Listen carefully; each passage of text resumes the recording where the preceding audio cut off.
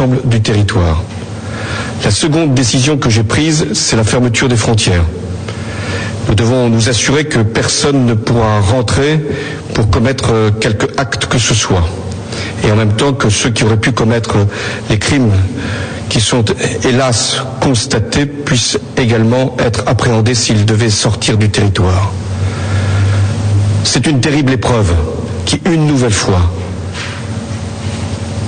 nous assaille. Nous savons d'où elle vient, qui sont ces criminels, qui sont ces terroristes.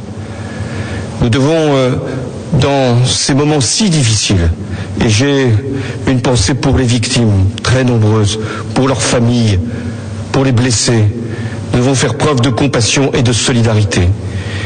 Mais nous devons également faire preuve d'unité et de sang-froid. Face à la terreur, la France doit être forte, elle doit être grande, et les autorités de l'État fermes, nous le serons.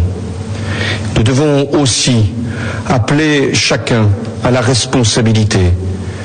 Ce que les terroristes veulent, c'est nous faire peur, nous saisir d'effroi.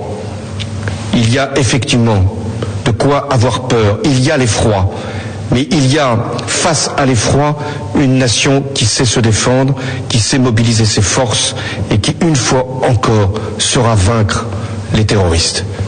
Françaises, Français, nous n'avons pas terminé les opérations. Il y en a encore qui sont extrêmement difficiles. C'est en ce moment même que les forces de sécurité font assaut, notamment dans un lieu à Paris.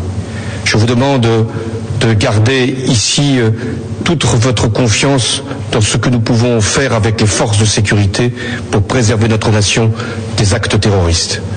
Vive la République et vive la France.